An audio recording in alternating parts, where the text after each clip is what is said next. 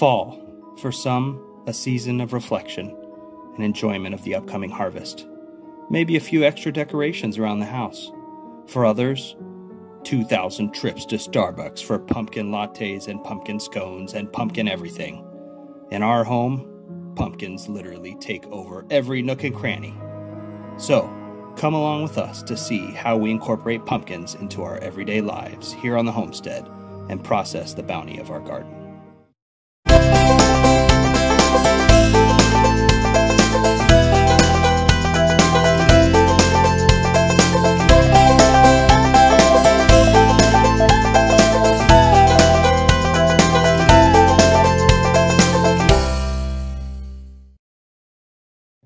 Hey, welcome to the channel. Today we're back with a quick episode on the coming of the fall pumpkin harvest.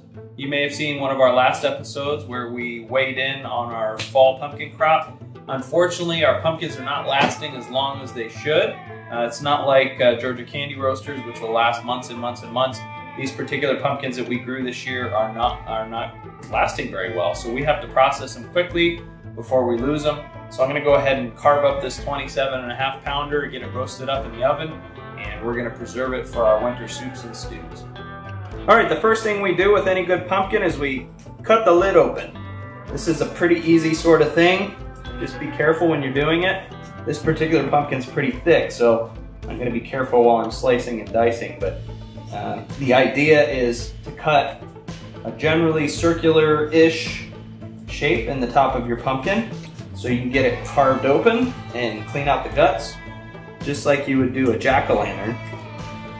And just use a good heavy knife and be really careful when you're doing it. You don't want to slip and cut anything. Once you go around generally once, you can go back around here and work it a little more just to make sure that you've cut through the entire shell of the pumpkin so it'll pop right out. And then you should, theoretically, just be able to lift it out just like you do when you're starting to do a jack-o'-lantern at Halloween. We still got a couple of months till then, but we're gonna get our practice in. So hopefully this will pop right out. Oh, it's coming.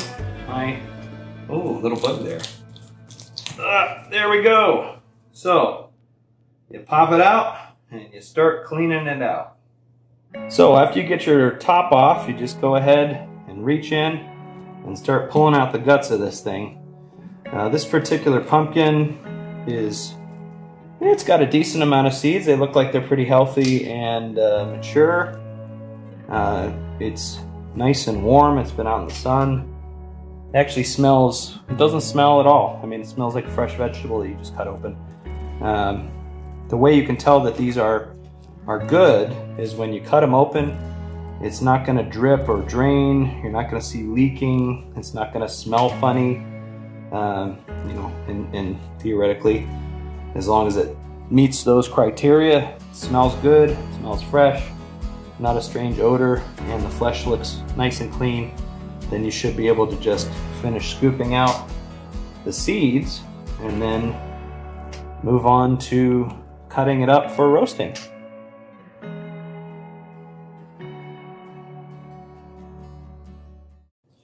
When you're cutting up your pumpkin, don't forget that you've just cut out a big chunk of the top here.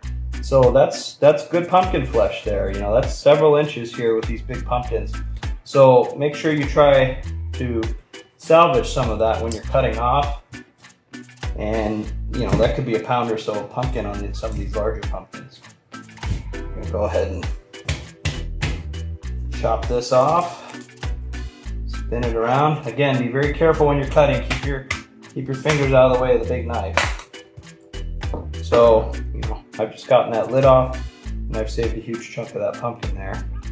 And then, you know, I'll just set that aside for now. And then the next step that we're gonna do is we're just gonna cut this sucker open and get it into manageable pieces.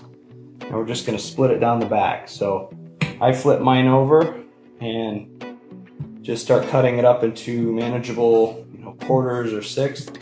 And that way we can fit them onto our roasting trays and we'll go from there.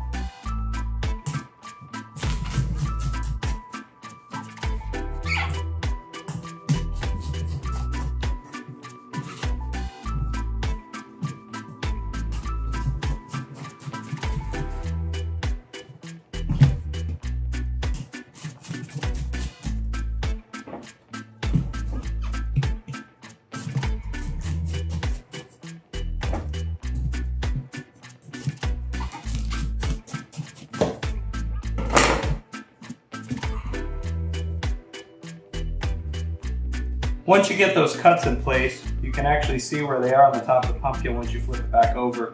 So it's a lot easier then to get up here with your knife safely and just finish those cuts. Now this will fall down just like an orange, you know, especially those orange chocolate Easter eggs. Remember, keep your fingers out of the way, and it'll just fall open once you get the cuts in place. You can see it's already kind of getting kind of floppy. You want to be real careful when you're doing this part, just so that nobody loses a finger, nobody gets hurt. And there you go. So ready to pop open. Now you should just be able to break this pumpkin open just like we want. And you're just gonna pop off the slices, just like that. And we're gonna cover those in oil. Got a couple seeds here that I missed. We're gonna cover these in olive oil next, or we're gonna roast them. But you can see we have these great slices that are easy to flip over after we oil them and roast them. And you know, these are each about 4 pounds. Pretty good. And if anything's a little big, like if you want a thinner slice like this, you can just take one of the big ones and cut it down a little bit. I don't think I need to here, but so there you go. So we have this nice white orange pumpkin flesh. Smells great, smells fresh. We got all the seeds out, and we're ready to oil this thing up and roast it next. The next thing you want to do is do a quick test fit. See if you can do a quick test fit of your pumpkin and get some of these on here so you know how they're going to fit. You want to make sure they all fit before you try to put them in the oven. Go ahead and stick that piece there.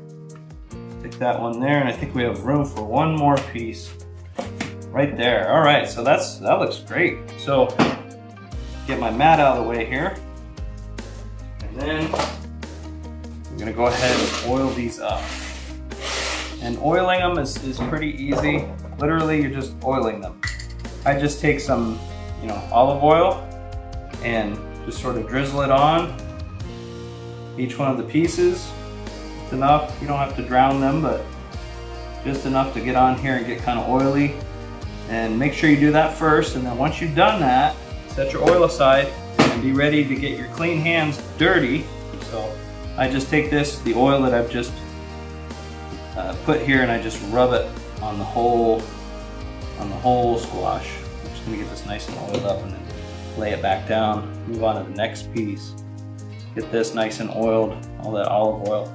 And the idea is just to coat it lightly so that it's not gonna burn too badly when you get it roasting in the oven.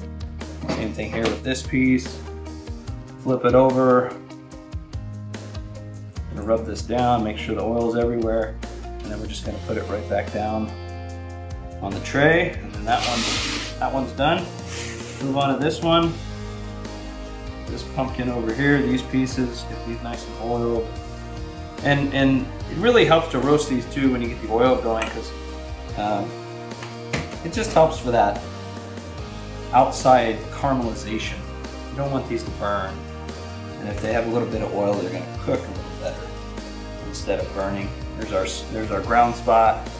That's fine. You don't have to cut that out or anything as long as you wash it really well before you roast. And obviously make sure you wash your pumpkins well before you bring them in to cut them up anyway. And then now we're on to our last piece. Got lots of olive oil left here. And we're gonna grease this thing up all over and make sure it still fits, and then space them out just a tad. That's a nice big piece. And then they're ready to go into the oven.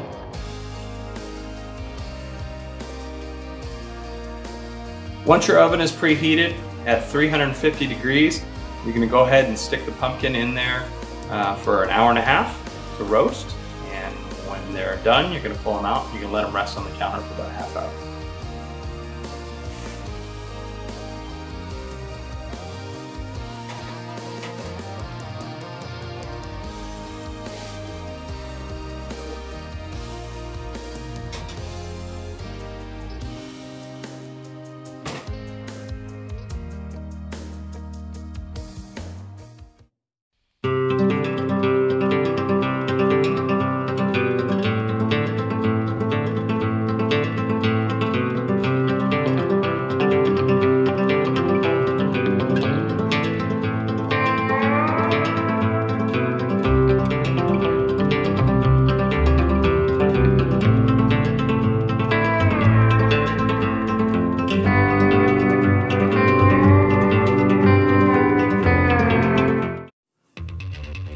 So we ended up roasting these for a little longer than we would the Georgia candy roasters. Wendy thinks that's because they're thicker than the candy roasters. And we've been cooking these for about 2 hours now at 350 degrees. So once they've been in for a couple hours and the skins are starting to slough off and they look wrinkled, and you can put a fork into them, they're done.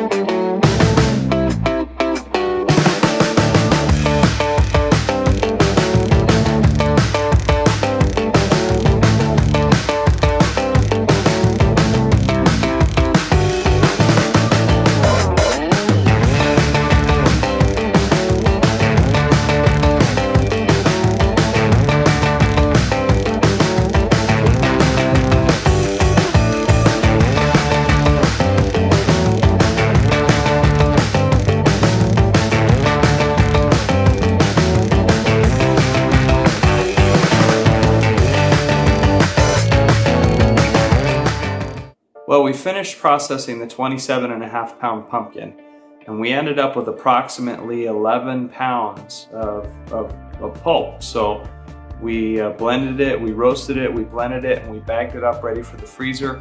And we have 11 pounds of processed pumpkin for use in anything we want now. So that gives you a good idea.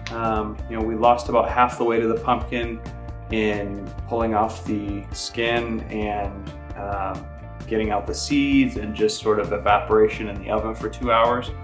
But this is really good concentrate that we can now use for our fall muffins and pancakes and anything else we want to make out of pumpkins.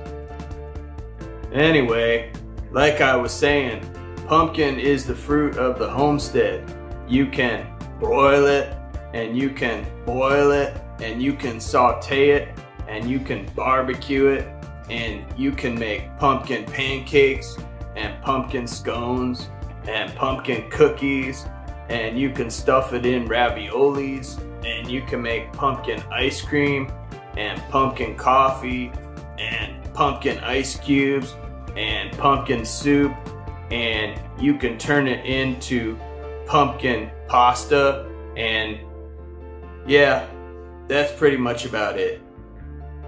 Well, in case you haven't figured it out, we are big fans of pumpkin in our family. I love growing them. We love using pumpkin pie spice and all the things that come with the fall.